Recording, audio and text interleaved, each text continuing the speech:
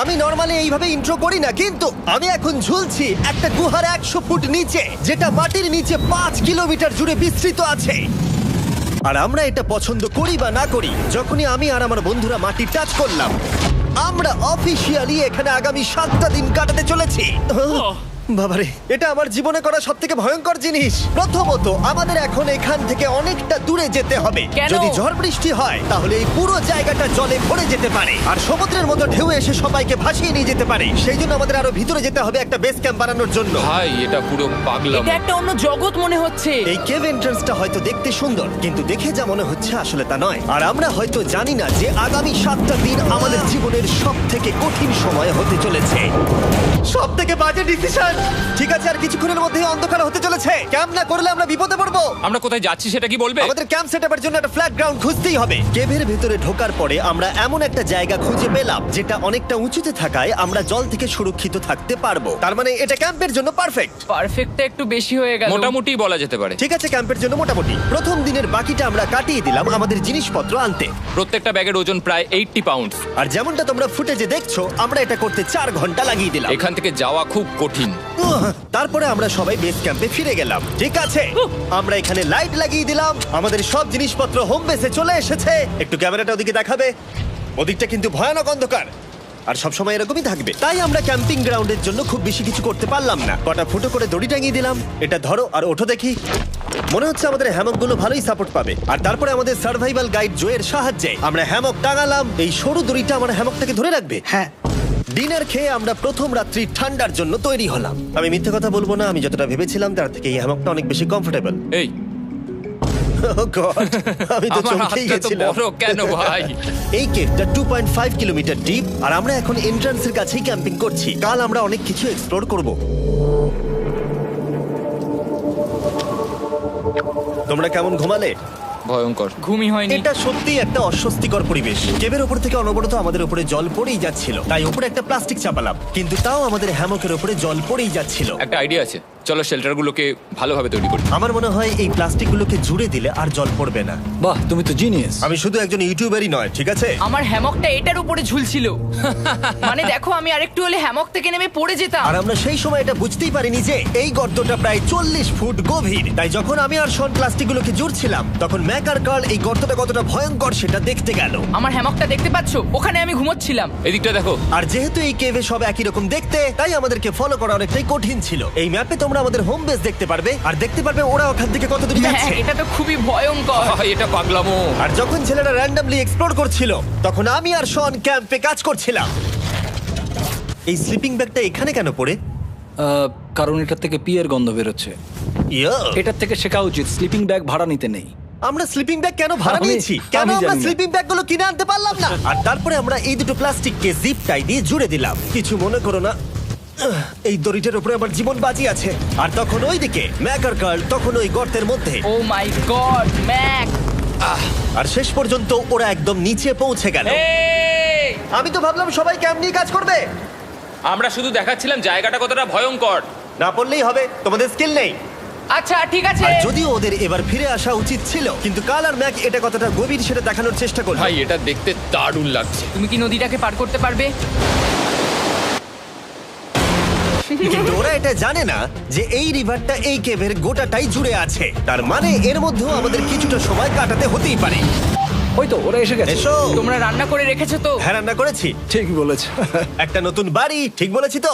একদম। এখন আমাদের একটা ছাদ আছে। আর এটা তো দারুণ। জিমি রান্না বেশ ভালোই আর করেছে। আমরা আমাদের ফায়ার পিটটাকে এই সুন্দর জায়গাটাতে নিয়ে এসেছি। জায়গাটা কেমন? বেশ গরম। আরামদায়ক। এই পাথরগুলো গরমটাকে ধরে রাখবে এবং ওপর থেকে যে পি পড়ছে সেগুলোকে আটকে দেবে। ওটা পি নয়। তাহলে ওটাকে কি বলবো? যদি জানি না, হয়তো বৃষ্টির জল হবে। না, এটা বৃষ্টি নয়, পাথর মানে ইয়ে তুমি করছে। এই একটু উপরে দেখাও। তুমি মেঘ দেখতে পাচ্ছো? পাথর দেখা যাচ্ছে। এটা বৃষ্টি নয়, রক পি। Rock P.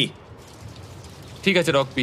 ঠিক আছে, এটা রক পি। আর একটা শুকনো রাত ঘুমিয়ে কাটাবার পরে আমরা ঠিক করলাম জো আমাদের সার্ভাইভাল এক্সপার্ট, তাকে নিয়ে আমরা কেভের শেষ প্রান্ত অব্দি যাব। Cave, cave! Cave, cave, cave! Cave. দেখা যাক আমরা কেভের কতটা গভীরে যেতে পারি। তোমরা কিন্তু মনে রাখবে আমরা সবেমাত্র কেভের এন্ট্রান্সের দিকেই আছি, আর আমাদের ইচ্ছা এই কেভের শেষ প্রান্ত অব্দি যাওয়া, অবশ্যই না মরে গিয়ে। ও মাই গড, এটা তো খুবই স্টিফ। আরে এটা তো সবে শুরু। আমরা কেভের আরো গভীরে এসেছি। তোমরা সবাই সাবধানে আসবে। এটা খুবই ছোট জায়গা, আমার মনে হয় না এখান থেকে আমি যেতে পারবো। কেভ এক্সপ্লোরের ইন্টারেস্টিং জিনিসটা হলো যা হোক করে আমাদের এই ছোট্ট ফাঁকগুলোর মধ্য দিয়ে এগিয়ে যেতে হবে। ও মাই গড, খুব ছোট জায়গা। আর তারপরেই খুব বড় একটা জায়গা আসবে, সেটা এতটাই বড় যে কিছু না দেখতে পাওয়ার জন্য এটা করতে হলো। ও মাই গড! এবার আমি সব দেখতে পাচ্ছি, এটা দুর্দান্ত। এটার তো অনেক আলো। ভাই জায়গাটা কতটা সুন্দর দেখো।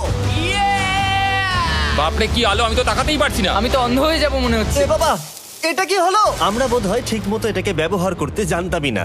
চলো এগিয়ে যাই। আর তাই আমরা এগোতে থাকলাম। এই যে এই জায়গাগুলো, এগুলো খুব ভালো ধরার এখানে? জায়গা। এগুলো ধরে এখান থেকে পা ঘুরিয়ে চলে আসতে পারবে। এইভাবে কি? একদম পারফেক্ট। জো সব থেকে ভালো কেভ গাইড। এভাবে কেউ গাইড করতে পারবে না। ঠিক আছে, এইবার ব্যাপারটা ইন্টারেস্টিং হবে। কি? এটা কি? এখান থেকে আমাদের ওয়েট শুট পরে সাঁতার কেটে যেতে হবে। গতকাল ম্যাক আর কার্ল এটা নিয়ে মজা করছিল, কিন্তু এই কেভে আমাদের পরের অ্যাডভেঞ্চারটা ছিল একটা প্রায় জমে যাওয়া নদীর মধ্যে। ও মাই গড, এটা তো পাগলামি! তার মানে আমাদের ওয়েট শুট পড়তেই হবে যাতে আমাদের হাইপোথার্মিয়া না হয়। আমরা এটা কেন করছি? এই এক্সপেরিয়েন্সটা তো জীবনে একবারই হবে। কি? এটা করলে হয়তো আর নাও বেঁচে থাকতে পারি। আমাদের এই কেভের শেষে পৌঁছতে হলে আমাদের এই নদীর মধ্য দিয়ে, এই ছোট্ট ফাঁকগুলোর মধ্য দিয়ে সাবধানে ধীরে ধীরে এগিয়ে যেতে হবে। আস্তে আস্তে নামো, স্রোতের কারণে পা পেছনে টানতে পারে। ঠিক আছে, আমি তাহলে নামছি। তুমি ওই দেয়ালগুলো ধরে ধরে এগোতে থাকো আস্তে এটা তো আস্তে। খুব ঠান্ডা। তুমি পারবে জিমি। জানি না এখানে ঢুকতে পারবো কিনা। জিমি, এবার তুমি জল থেকে উঠে দাঁড়িয়ে পড়ো। এটা সত্যি একটা পাগলামি। এখানে কি ঠান্ডা! যখন তোমরা খুব ঠান্ডা জলের মধ্যে থাকবে তখন একটা পাথরকে ধরে এগিয়ে চলা খুব কঠিন হবে। ও মাই গড, এটা সত্যি পাগলামি। ব্যাক গার্ড, চলে এসো। আমার ভয় লাগছে। চলো চলো, পারবে। ভাই। এগোতে থাকো, পেছন দিকে তাকিও না। একবার দেখো আমরা কি করছি। কিন্তু এই বাধাগুলো এতটা কঠিন ছিল না সামনে যা আসতে চলেছিল তার তুলনায়। আমরা পেরেছি। কেভ কেভ কেভ এই, কেভ। একটা কথা শোনো, আমরা 10% আসিনি। তার মানে এখনো আমরা শুধুমাত্র সার্ফেসেই রয়েছি, আর শেষ প্রান্তে পৌঁছতে হলে আমাদেরকে আরো 2 কিলোমিটার যেতে হবে। যেরকম তোমরা দেখতে পাচ্ছ এখানে 24/7 বৃষ্টি হয়, তাই আমি একটা আড্ডা মারার জায়গা তৈরি করেছি যেখানে আমরা কেউ ভিজবো না। আমি ভাবছি আমি যদি এটা না বানাতাম তাহলে কি হতো। আমি নিশ্চিত যে ওদের একটা ভেজা পাথরের উপর শুতে হতো। আমাদের ক্রমাগত এগিয়ে যেতে হবে এবং শরীরটাকে ভিজে রাখতে হবে। ঠিক আছে। নইলে আমাদের শরীরের তাপমাত্রা কমে এটা যাবে। এতটা কঠিন কেন?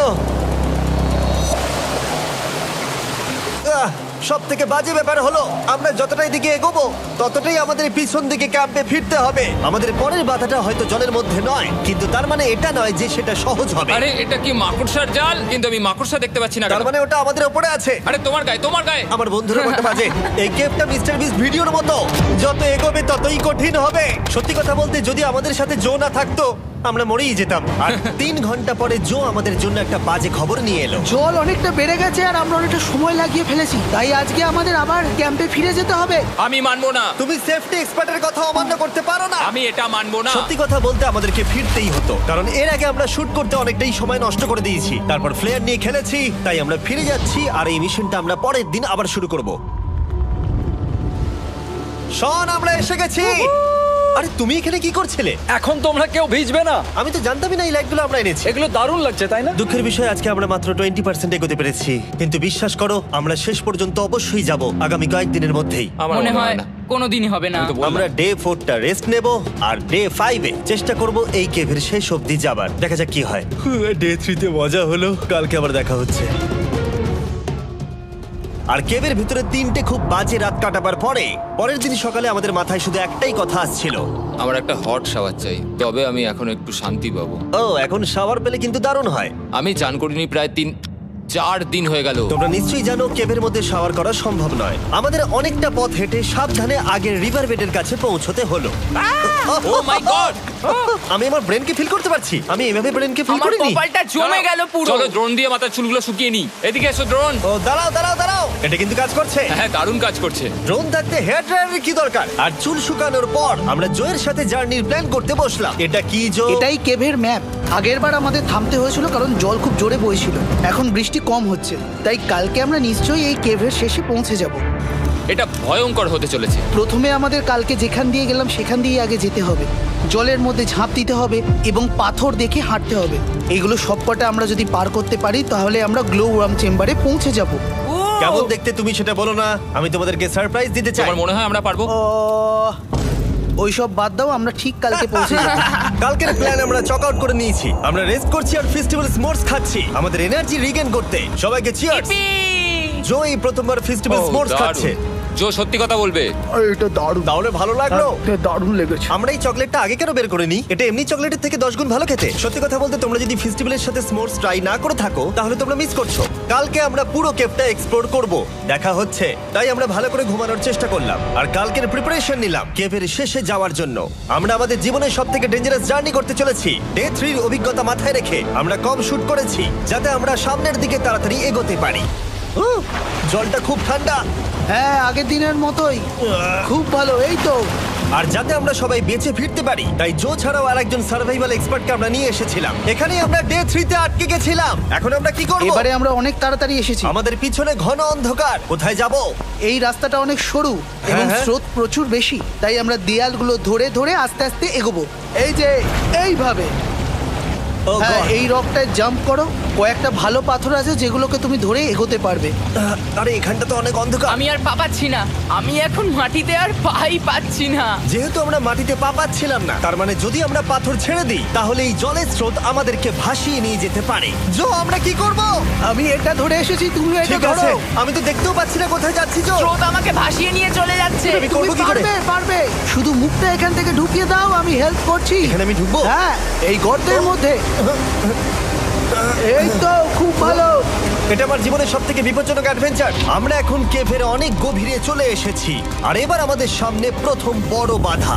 এখানে জলের একটা ঘূর্ণাবর্ত আছে, যদি তুমি এর মধ্যে পড়ে যাও তাহলে তোমাকে একদম নিচে নিয়ে চলে যাবে। মানে আমরা পড়ে গেলে মরে যেতে পারি। হ্যাঁ, মানে আমরা মৃত্যুর সাথে খেলা করছি।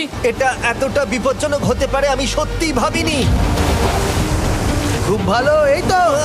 তাহলে কি আমার পা এখানে হ্যাঁ, রাখবো? রাখো রাখো। ঠিক আছে, এই তো আমি পেরেছি।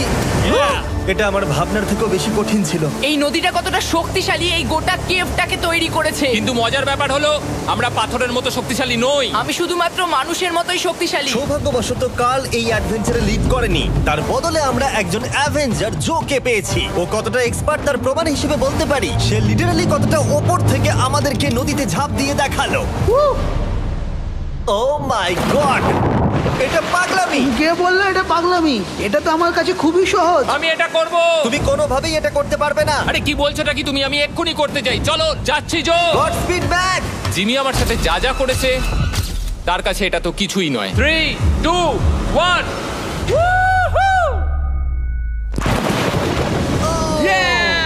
তুমি করবে? না, আমরা না এগুলো শেষ পর্যন্ত যেতে পারবো না। ও মাই গড, আমাদের নিচের দিকে যেতে হবে। আমরা সবসময় স্রোতের উল্টো দিকে কেন যাই? এখন শুধু আমি ভেসে ভেসেই যেতে পারবো, আর কিছু না। এই জলের তলায় অনেক ধারালো পাথর আছে, তোমরা সেগুলোকে দেখতে পাবে না, তাই সাবধানে পা ফেলবে। ও মাই গড, আবার এটা গভীর আরে হচ্ছে। আমার পা তো কিছুর উপরে রাখতে হবে। ছোট পাথরগুলোই একমাত্র বাধা ছিল না, মনে হচ্ছে আমাদের প্রতিটা পদক্ষেপে। ও ভাই, আমি কিচ্ছু দেখতে পাচ্ছি না। এটা খুব ভয়ঙ্কর। কেভটা আরো অন্ধকার হয়ে আসছিল এবং আরো সরু।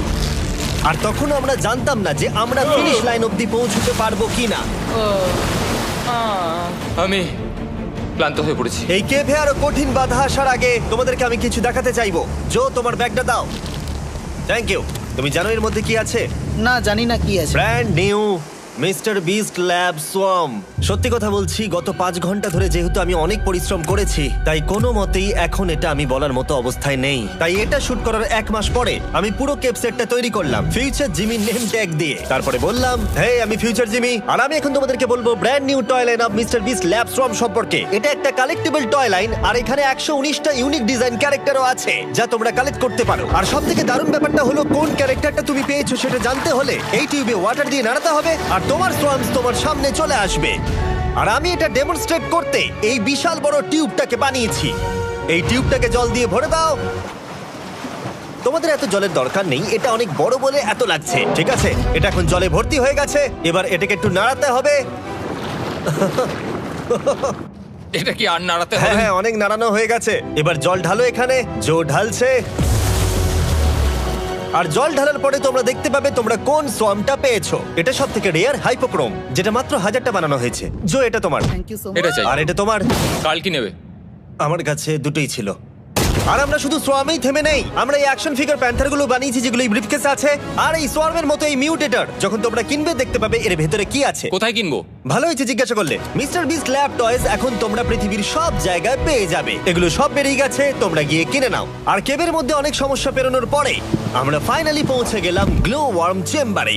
ভাই এবার খুব ভালো লাগছে। ঠিক আছে টিম, তোমাদের গ্লো ওয়ার্ম চেম্বারে স্বাগত।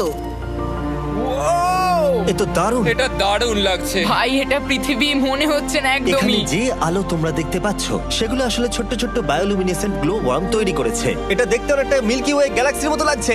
ওয়াও! আর এই মুহূর্তটা, এই ভিউ, সত্যি বলতে এই ট্রেকের সমস্ত ক্লান্তি যেন দূর করে দিল। এখানে অবধি পৌঁছানো যেন সত্যি একটা অ্যাচিভমেন্ট ছিল। কিন্তু এখন আমাদের যাত্রা শেষ হয়নি, কারণ আমাদের এখান থেকে এখন বেস ক্যাম্পে ফিরতে হবে। আজকে ডে 6 হতে চলেছে, এখনো ওরা আসেনি আর আমি খুব ক্লান্ত।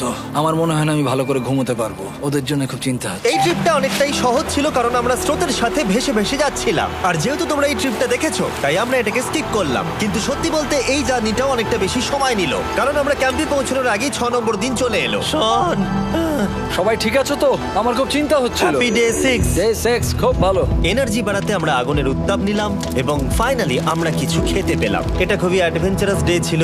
কালকে দেখা হচ্ছে, মানে আজকেই হয়তো। এটা হয় ডে কোনোদিন 6 হবে না। নাকি আজকে, না আমি জানি না। এত বড় ট্রেক সম্পূর্ণ করার পরে শারীরিকভাবে চূড়ান্ত ক্লান্ত হওয়া সত্ত্বেও জানি না কেন কিন্তু আমি একদমই ঘুমাতে পারছিলাম না।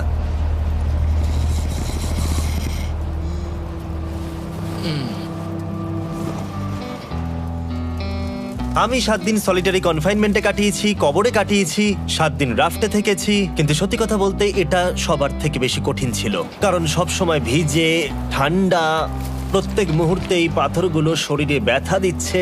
বেশিরভাগ সময়টাই এই কেপটা দুঃস্বপ্নের মতো ছিল। কিন্তু তোমার আর আমার মধ্যে জিমি! ইয়ো! গার্ড, আমাকে দেখতে পাচ্ছো? এটা পৃথিবীর সবথেকে উজ্জ্বল টর্চ। মজার মুহূর্ত অনেক ছিল। মাটির নিচে 300 ফুট গভীরে অভিযান চালানো থেকে আমাদের সবাই মিলে হ্যামক নিয়ে হাসাহাসি করা সবকিছুই অভিযানের অংশ ছিল। যেহেতু আমাদের সঙ্গ দারুণ, চলো তিমির মতো আওয়াজ করো। তাই এই ভিজে, ঠান্ডা, পাথুরে অদ্ভুত কেভের ট্রিপটা বদলে গেল আমাদের জীবনের সবথেকে সুন্দর মুহূর্তে।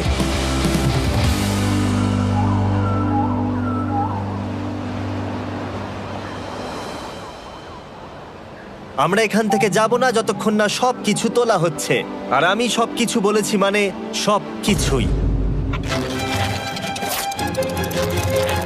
চলো এবার বেরোনো যাক। আর যখন আমরা মাউথ কেভে আবার ফিরে এলাম, ভাই ওপরটা দেখতে দারুণ লাগছে। তখন জয়ের জন্য একটা সারপ্রাইজ ছিল। বেরোনোর আগে জো, আমরা তোমার কাছে কৃতজ্ঞ। তাই এই নাও $50,000 নিউজিল্যান্ড ডলার, 10,000 করে প্রত্যেক জনের প্রাণ বাঁচানোর জন্য। Oh my God, thank you so much Jimmy. Thank you Joe. Love you, Joel! এবার আমাদের সব কাজ হয়ে গেছে, চলো বেরোনো যাক। 7টা দিন পরে আমরা ফাইনালি এখান থেকে বেরোচ্ছি।